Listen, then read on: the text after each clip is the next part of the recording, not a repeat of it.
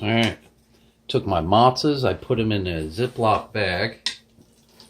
We are going to make.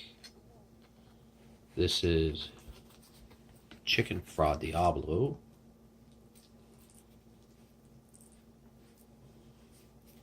The nice thing is, the sauce, the chicken, the cheese, everything's here already.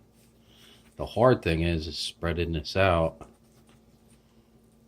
without breaking the matzah. This is my canvas. What a beautiful thing, right?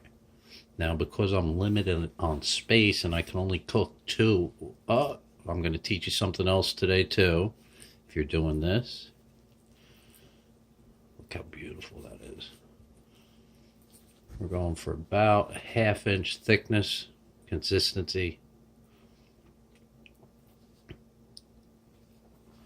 So that cheese that's mixed in there, I did this the other night.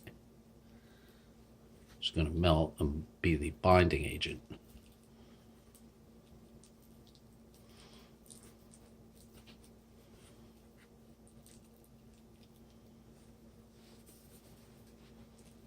Had a lot of fun today. I went to a chocolate expo. Didn't think I would like it at all, but I guess I'm a people person and they liked me. Got a whole bunch of videos. People were happy to be up on YouTube.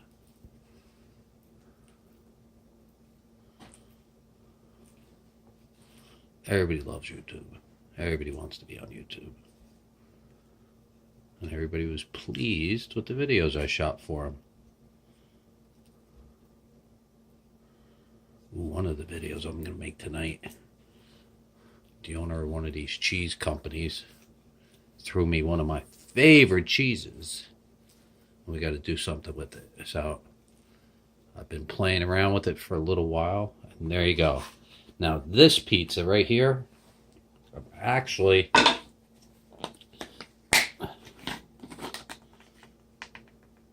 it's got cheese in it already. So we're going to take some of my Parmesan Romano cheese. And because I'm making bacon right now, the top layer, I want to put this on top of the top layer, on top of the bacon. Stop. Well, I'm maximizing cooking. I'm going to try to make as many of these as I can. I can only make 2 in a pan. And then I figured out if I don't make it this thick, I could do something else with it. That looks nice, right? We were going to oregano it for what?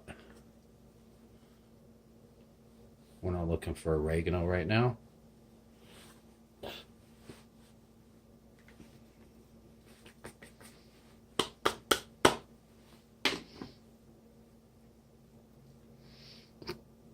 And there's my chicken parm